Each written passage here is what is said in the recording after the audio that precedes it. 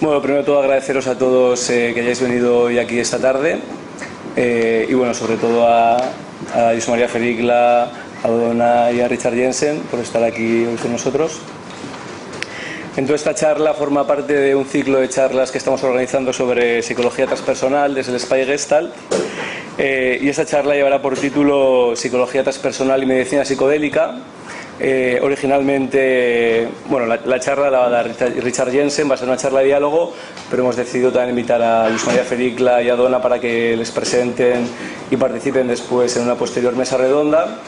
Entonces, primero voy a introducir a Josep Maria y a Donna, que presentarán a Richard Jensen, y después ya pasaremos a la charla de diálogo. Entonces, Josep Maria Fericla, para quien no lo conocéis, él es licenciado en Geografía e Historia y doctor en Antropología Social y Cultural. Es especialista en Antropología Cognitiva, en Etnopsicología, en Etnomusicología, en Chamanismo y en Sustancias Psicoactivas. Y bueno, él fundó la Sociedad de Etnopsicología hace ya unos años. Y es director de la colección Cogniciones de la Libre de Marzo, que fue la editorial que publicó el libro de Richard Jensen en castellano, Hacia una medicina psicodélica. Y bueno, también ahora él es el director de la Fundación Josep Maria Fericla y de Can Benet Vives, que es un centro de desarrollo personal que está aquí en Cataluña. Y ha escrito numerosos artículos y libros, entre los que se encuentran El hongo y la génesis de las culturas, Altraluz de ayahuasca, Los enteógenos y la ciencia, Los chamanismos a revisión y el recientemente reeditado Los jíbaros cazadores de sueños. Entonces, en primer lugar, Josep Maria Fericla, gracias por estar aquí.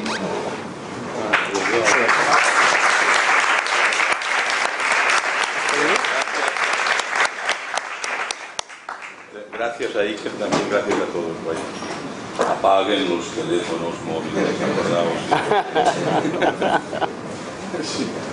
Bien, pues encantado de estar con vosotros, ¿no? O sea, Iker me pidió que presentara a mi amigo Richard y a Donna. Entonces, como las charlas de Richard, pues voy a limitarme a enmarcarlo para, digamos, mejor poder degustar después su conferencia y el contenido de su conferencia. Pues, o sea, si no mal recuerdo, y si no me ayudas, Richard, en el año 1998 organicé y presidí, si no recuerdo mal, fue el tercer congreso o las terceras jornadas internacionales sobre enteógenos, psicoterapia y antropología.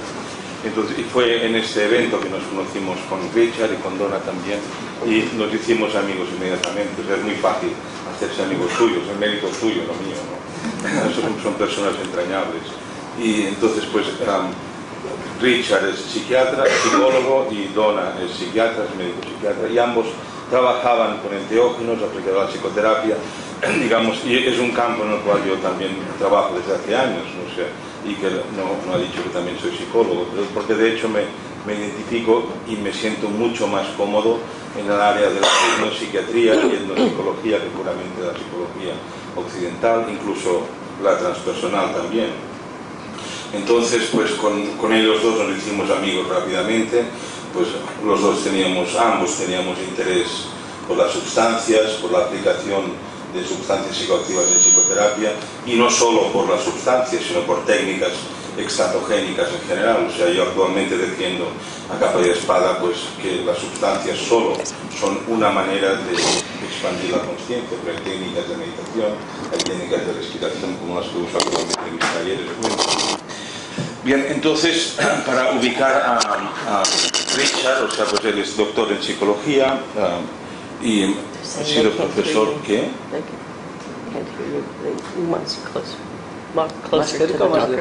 Pero resuena mucho. ¿Me sentí V? Sí, pues ja està, perfecte. Bueno, o sigui, parlo en castellà per deferència a Richard, no? I a Donna.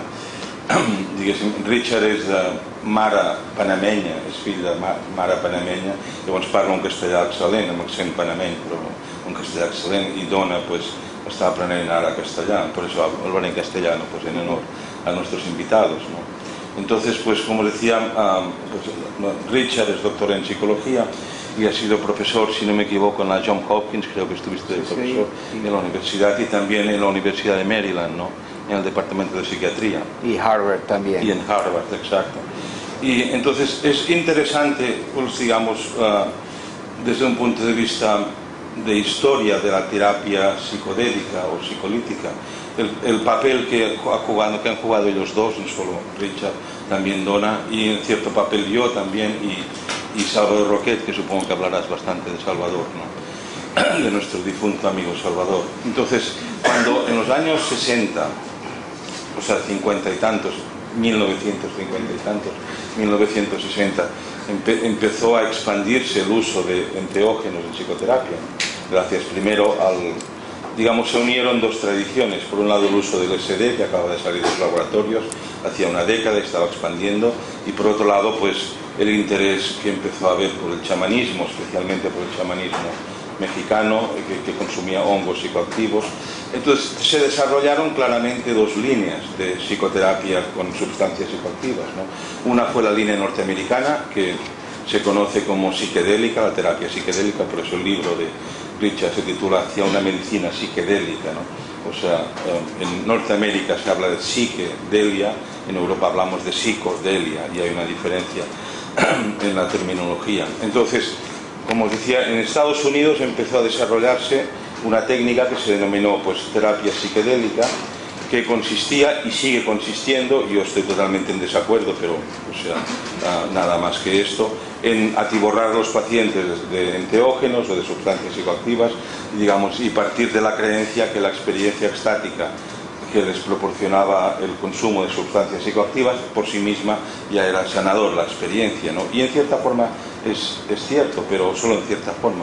En cambio, en Europa se desarrolló, sobre todo en Suiza, otra línea de psicoterapia con enteógenos que se llamó psicolítica. Entonces había las dos escuelas, ¿no? La psiquedélica norteamericana y la psicolítica europea.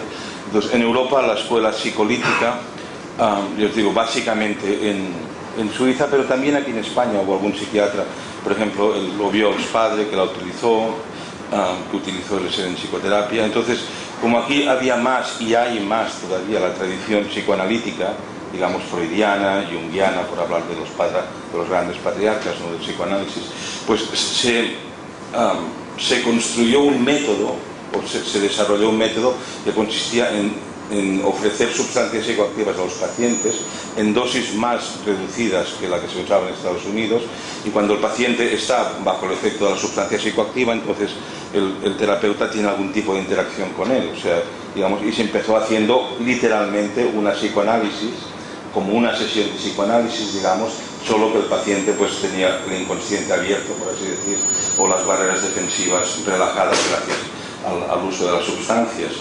Y estas dos escuelas, repito, la psicolítica en Europa y la psicodélica en Estados Unidos, yo diría que se han mantenido hasta ahora, ¿no? Y, por ejemplo, lo que está pasando con la ibogaína en Estados Unidos, que es como la nueva moda ahora de enteógenos usados en psicoterapia, hasta donde yo sé, pero tampoco estoy totalmente al día de lo que están haciéndose, pero hasta hace 4 o 5 años, digamos, que sí lo estoy, pues siguen esta misma línea de atiborrar de enteógeno al paciente, ofrecerle una cama para que se tumbe, una habitación confortable, y esperar a que, digamos, algo así, obre por milagro del inconsciente o milagro de Dios la sustancia. Entonces, y entre estas dos tendencias, pues yo diría que hubo un personaje que fue no maestro de Donna, de Richard y de mí, porque él no daba clases, sino que fue Salvador Roquet, un psiquiatra mexicano, que en buena parte, pues, lo que hace Richard lo aprendió de él, y también Donna, y yo también. Es decir, no fuimos discípulos porque, o no sé tú, Richard, pero hasta donde yo sé, o sea, Roquet no daba clases a nadie, había que asistir a sus sesiones y uno aprender lo que pudiera aprender. Pero sí, Salvador Roquet fue mexicano y ya en paz descanse, y como os digo, cogió un poco de ambos lados, ¿no? Pues como era mexicano, estaba cerquita, y además era psicoanalista también, estaba cerca de la tradición europea, y por otro lado, pues estaba geográficamente y culturalmente cerca de la tradición norteamericana, y además, como era descendiente de indígenas mazatecos, pero no, su madre era mazateca o... No, bueno, pero él sí tenía sangre indígena. No. Sí, francesa. Bueno, no vamos a discutir, yo creo que sí, y solo había que ver su cara, vaya. En fin, sea como sea, tuviera o no sangre indígena Salvador Roquet, también cogió para su terapia con enteógenos elementos de las tradiciones chamánicas propias de su entorno geográfico, mexicanas, ¿no?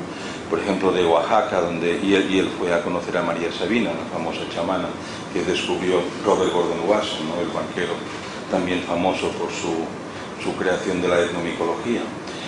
Bien, entonces, cuando conocí a Richard, pues él era, yo creo, si no recuerdo mal, pues muy partidario de la teoría psiquedélica, o sea, la terapia psiquedélica, ¿no? Pero también con los años, ayer y hoy que hemos estado charlando, también veo como que se ha dado cuenta que hace falta un contexto, que no todo acaba con una experiencia cumbre, como se suele llamar, sea más o menos profunda, más o menos extática, que esto puede ayudar a resolver problemas de personalidad o problemas traumáticos del tipo que sea, pero que hay que manejarlo de otra manera, ¿no? Hay que manejarlo en un contexto claramente psicoterapéutico. Bien, pues, o sea, yo como me siento heredero de las tradiciones europeas, pues por ejemplo en mis talleres, aunque usamos respiración y a veces alguna sustancia dentro de la ley, pues lo enmarco todo dentro de un contexto con un sentido claro de lo que hacemos, con una larga preparación que a veces dura días, para que las personas pues puedan enmarcar en un mundo conceptual y simbólico lo que les va a pasar, no pueden entenderlo. Pero ya os digo, o sea, no es una cuestión de competencia entre escuelas europeas y norteamericanas, sino más bien de aprender unos de otros, ¿no? Que así es como avanzamos los humanos.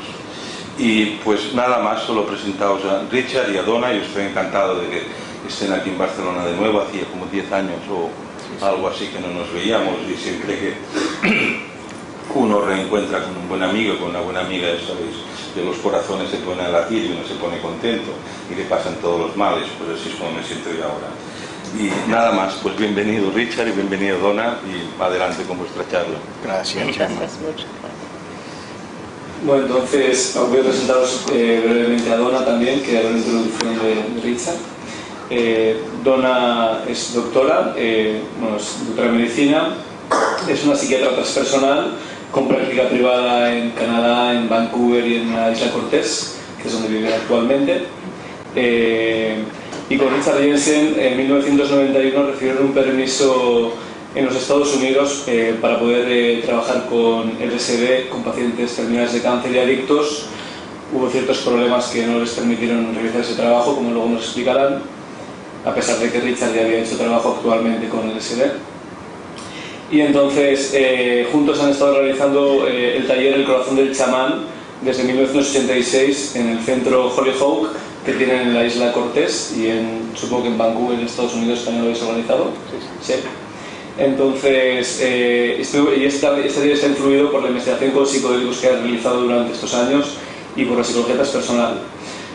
Entonces, Donna es actualmente miembro de la junta directiva de MAPS, la Asociación Multidisciplinaria para los Estudios con Psicodélicos en Canadá, donde se encarga en promocionar la educación de los profesionales sanitarios y el público acerca de la medicina psicodélica, y participa junto con Richard en un estudio de psicoterapia asistida con MDMA para el tratamiento del estrés postraumático en Vancouver. Entonces, bueno, Donna también nos explicará un poco sobre este estudio más adelante, pero de momento quiero ceder la palabra para que explique un poco cómo se encontró con Richard y su trabajo estos últimos años, bueno, cómo se han conocido y lo presente, y luego ya le damos la voz y la palabra a Richard.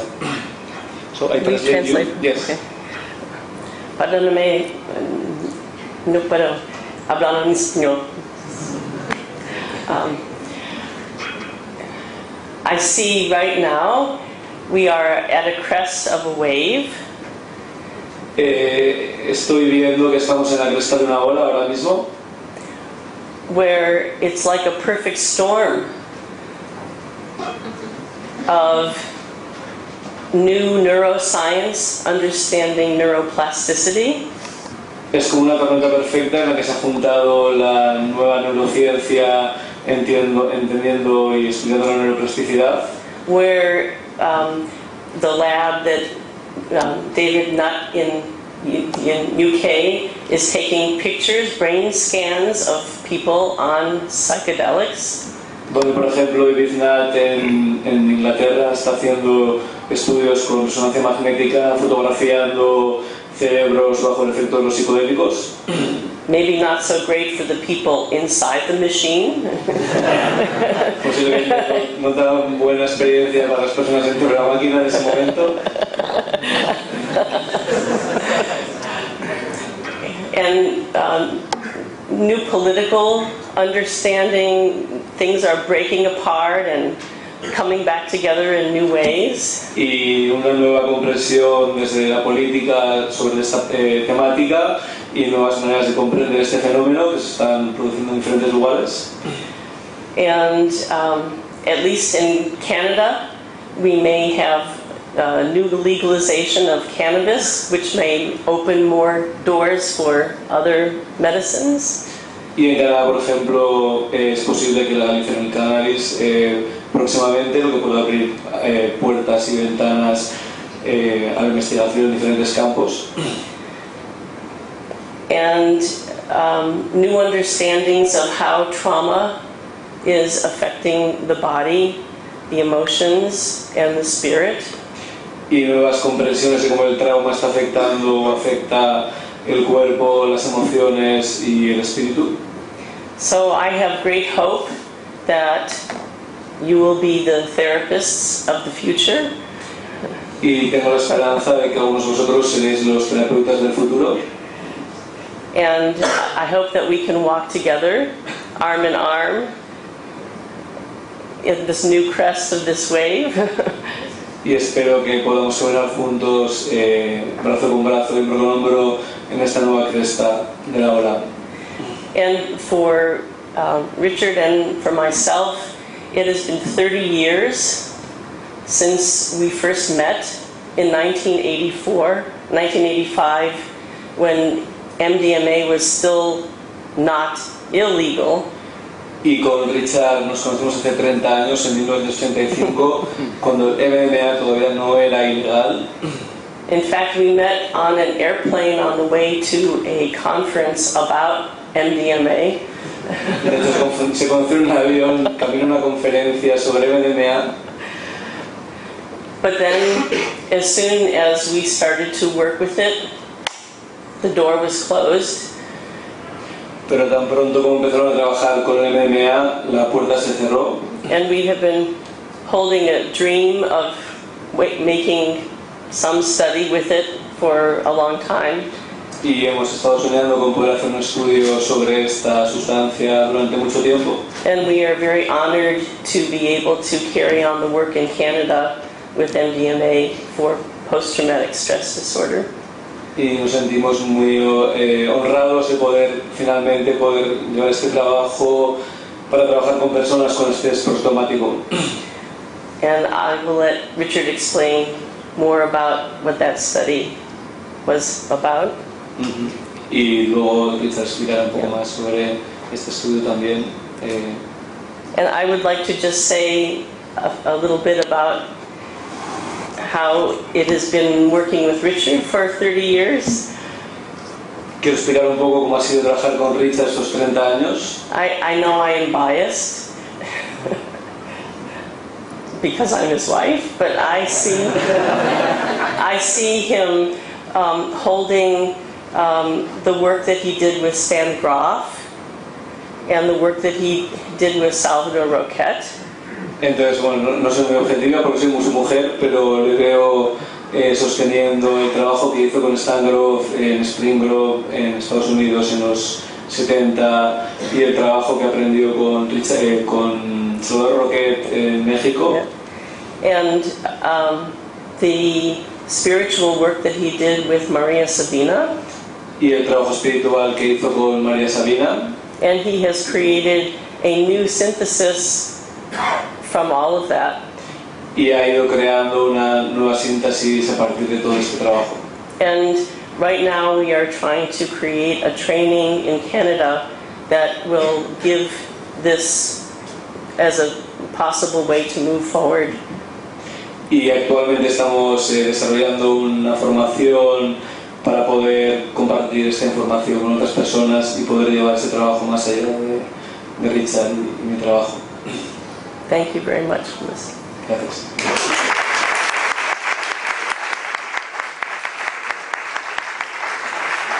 Bueno, entonces aunque ya lo han presentado Chema y Donna, bueno, Richard Jensen es el director del Oriental Institute en Cortes Island, Canadá. Es un pionero de la psicología transpersonal con más de 40 años de experiencia.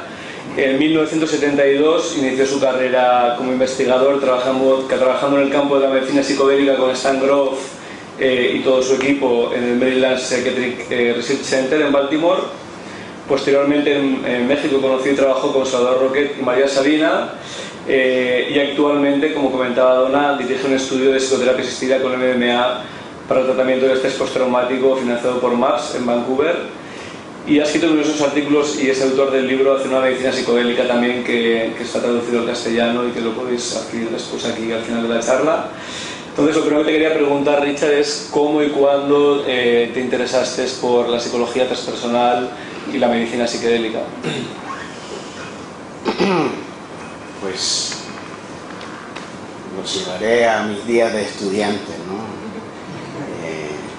Los días cuando acababan de tratar de poner el LSD ilegal. Y pensé que antes de que se pusiera ilegal quería yo probar los efectos del LSD. Y tomé LSD y no pasó nada.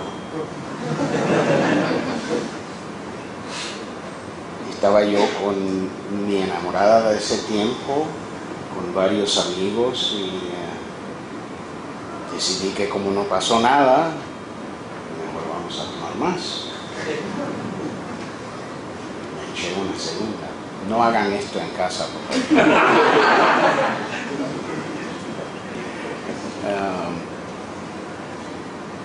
Y no pasó nada. Y le di una segunda semejante, ¿no? Entonces me tomé media, otra, y me dio ganas de ir al baño. Me fui al baño, y al ir al baño, estar por delante del excusado, ¿no?, haciendo pipí, me asomo a ver y había un póster de un tigre, y el tigre estaba vivo, estaba viéndome, y era como una conexión a través del espacio y el tiempo con ese tigre. Y me dije: estás loco, estás verdaderamente loco. Y entonces otro lado de mi ser dijo: esto va a ser una experiencia fascinante. Me trasladé a lavar las manos. Mientras que me lavaba las manos, alcé la visión al espejo, y ahí en el espejo vi un hombre joven con las pupilas dilatadas, y con cada respiración para adentro veía que se me ponían rojos las mejillas, y que estaba lleno de vida, y que me sentía sexual y fuerte y curioso por todo en la vida, y vital, pero vi a la vez que me salían cuernos, definitivamente cuernos. Y me espantó. Y entonces logré de alguna manera, digo, todo esto a nivel muy burdo, ¿no?, de no respirar. Y al no respirar y como empujar como una balsaba, ¿no?, se me iba el color de la cara, se me ponían los labios blancos, me veía como un cadáver, y veía que si cortaba yo esa energía, y los cuernos se retrocedían a mi cabeza, y veía yo que si cortaba esa energía, cortaba la energía de mi vida, cortaba todo lo que me daba interés en todas las cosas en que uno debe estar interesado y las cosas en que dicen que no. Entonces empecé a respirar rápidamente, y en ese momento me fue entrando el conocimiento del papel que puede jugar la respiración en las exploraciones personales. Mi personalidad se fragmentó en varios diferentes lados y tuve conversaciones con diferentes lados de mi ser. Y en dado momento como que vino la pregunta, oye, ¿y ese diablo de dónde salió? Y de repente me fui a la juventud y oí a mis tías diciendo, ese Richard es un diablito, se mete en todo.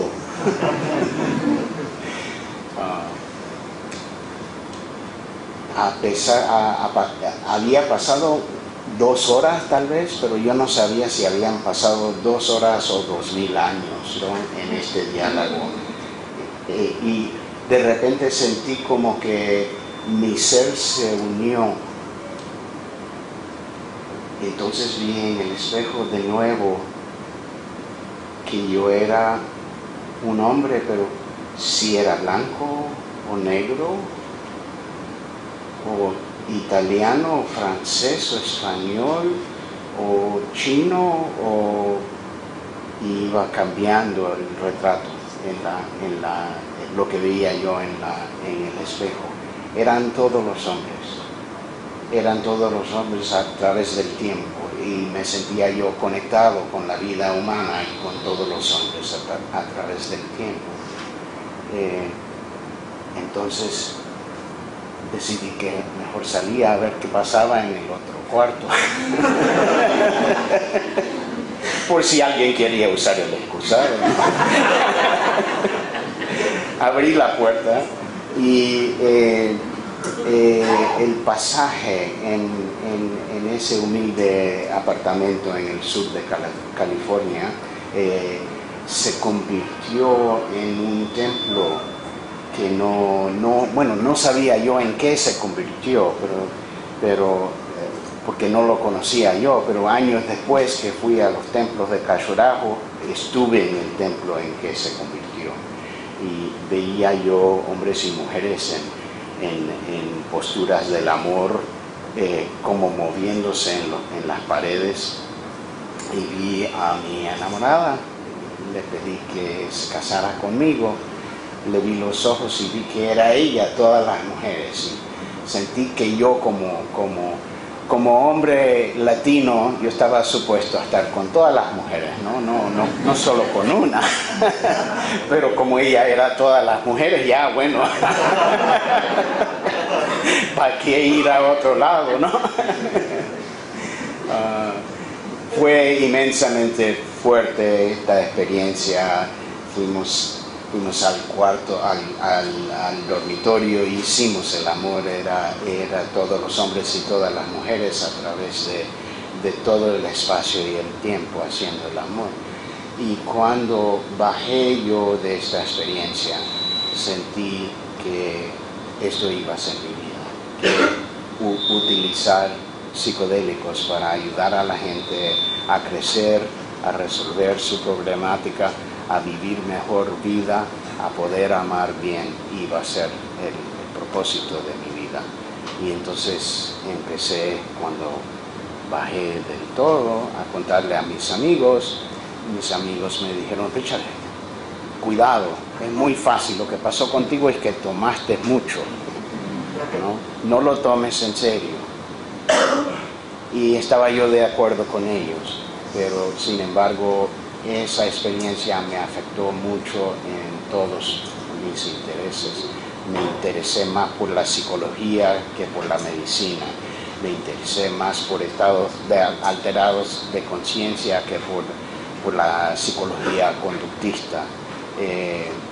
Y me llevó a tener gran interés en libros como los libros de Carlos Castaneda que vinieron. Y leí un libro de Castaneda y dije yo, cónchale, este bobo no, es que no se te oye porque es seleccionado, entonces si no estás muy cerca no se te oye. Bueno, este bobo no entiende lo que está tratando de comunicar don Juan con él, pero si yo fuera estudiante yo sí entendería. pero a ratos llegaron en el departamento en que estaba yo como estudiante, llegaron y dijeron varios otros estudiantes, si quieres, nosotros tenemos permiso como los mejores estudiantes en el departamento de coger un profesor de nuestra escogencia y traerlo aquí, con tal de que el Senado académico aprueba de la escogencia, ¿no? Y dije, yo estoy leyendo este libro por este tipo Castaneda, mejor ¿por qué no lo traemos? ¿Por qué no lo buscamos como profesor? Y vino Castaneda. Tengo amigos ahora que a veces me dicen, ¿por qué mejor ni mencionar a Castaneda, ¿no? Porque Castaneda tenía todos los detalles mal, todos los detalles de qué planta y qué ritual y qué esto y qué el otro, y la posibilidad queda que sus libros son simplemente novelas, ¿no? Pero lo que siento yo, habiendo sido su estudiante, habiendo conocido la persona que era Castaneda, porque sí lo logramos traer, era que Castaneda hizo algo en plena vista que mucha gente todavía no lo capta. Hizo un acto chamánico de primera.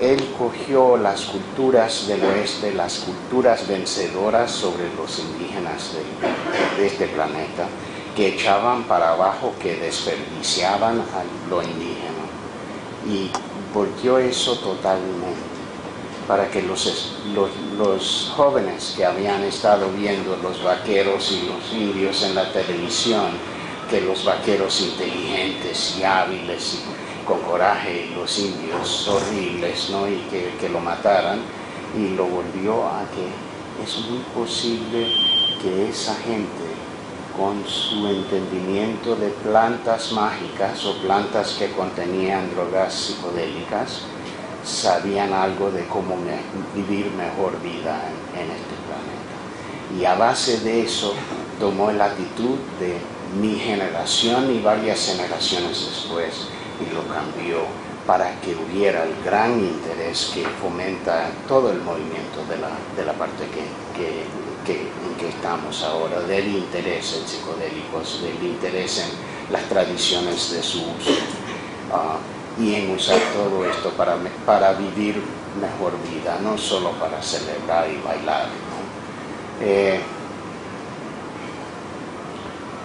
Llegué a conocer del trabajo de un Stan Grof, que era un psicoanalista de Checoslovaquia, que había trabajado con LSD en forma psicoanalítica, de lo que habló Chema, ¿no? Ahora, mi interés, Chema, nunca ha sido tanto en el trabajo solo psicodélico, ¿no? Por ser estudiante de Grof, por exponerme a él en el empiezo, en este tiempo cuando era estudiante, me llegó una grabación de Grof al laboratorio donde trabajaba yo, y mi profesor me dijo, yo quiero que oigas esto, que veas las diapositivas que me regaló el doctor Grof, que van por su presentación, y quiero que le des una presentación a la clase acerca del trabajo de Grof. Y era una experiencia muy inusual para mí, ¿no? Me puse a oír esta grabación y era como que me entró. Digo, yo no tenía que oírla dos veces para saber las teorías de las cuales hablaba Grof, era que anclaban instantáneamente en mí. El próximo día di yo la presentación del trabajo de Grof, y todo este interés en trabajar de una manera más lenta y en abrir memorias que iban a la juventud, que eran la época de la formación de nuestra personalidad, y hacer exploración de eso, y que eso llevaba a la conciencia a una etapa más burda, pero más primitiva, más adentro, que tenía aspectos del parto, pero tenía muchos aspectos simbólicos, ¿no? Como de la raíz del sufrimiento humano, y que se podía manejar una sesión para que una persona pudiera pasar por eso, y que cuando se pasaba por esas etapas, cuando se desprendían esas emociones, que entonces despertaba una transformación y entraba el individuo a una dimensión de la conciencia que trascendía su ser separado, que se sentía que entraba en una dimensión de amor infinito, de plenitud infinita, una dimensión en que los opuestos de la vida no eran opuestos, sino que se unían en una cosa, y que el insight que todo es uno era parte de esa experiencia, y que esa experiencia en sí traía como instrucciones para vivir mejor la vida, y que un aspecto definitivo de ese tipo de experiencia mística era que después de la experiencia el individuo era mejor persona que antes, y que se mostraba en la vida de ellos que sí, que eran mejor persona, que tenían más amor, que vivían una vida de más plenitud. Tenía yo el gran deseo de conocer a Grof, y lo pude conocer, y cuando lo conocí le conté de las experiencias que había tenido yo con el LSD, y era un gran regalo a Grof, porque en vez de decirme, oye muchacho, ¿qué haces? Déjate de eso, que es muy peligroso, que fácilmente te haces daño,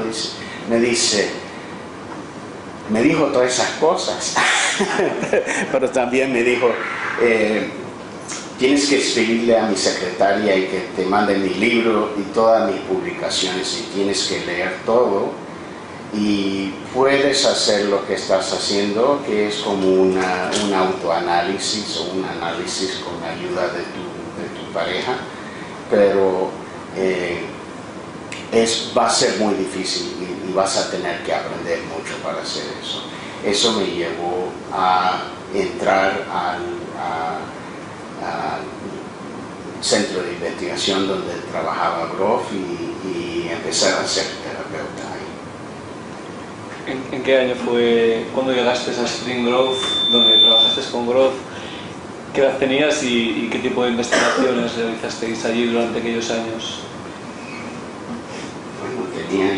No fue hasta años después que tuve el placer de saber que logré ser el psicoterapeuta con psicodélicos entrenado oficialmente más joven del mundo.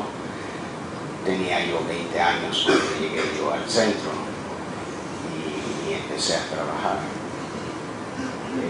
Y era a base de las experiencias que tuve que veo yo ahora que desde, por ejemplo, de 21 años de edad, le di una sesión a una persona que se moría del cáncer de 65 años, y cómo puede que un muchacho de 21 años se sienta que tenga algo que ofrecerle a una persona que se está muriendo, que es tanto mayor, ¿no?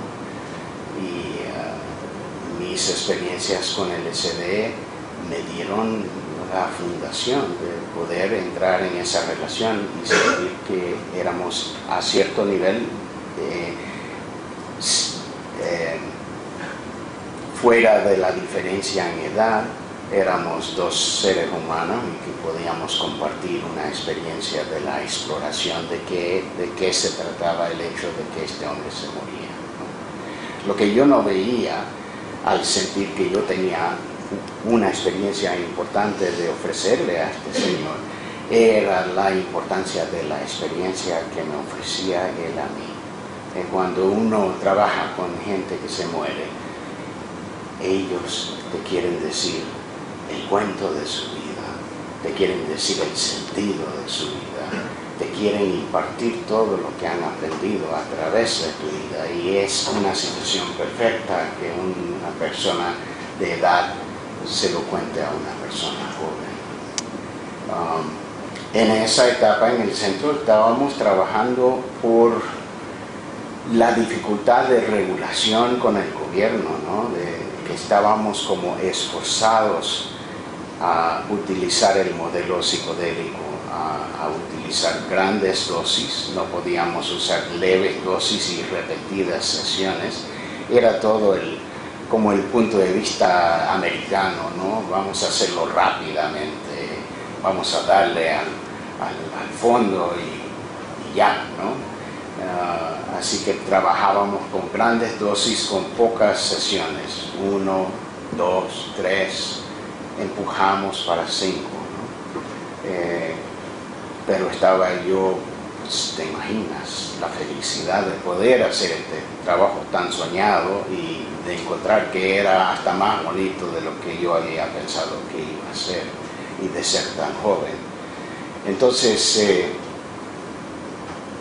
nos llamó de Nueva York Stanley Krichner, era un parapsicólogo que había ido a México, no habla español, pero había ido a México al Convenio Internacional de la Psiquiatría, y ahí se había conocido con Salvador Roquet, y nos llamó al instituto y nos dijo a todos: tiene que conocer a este hombre. Yo me he conocido con un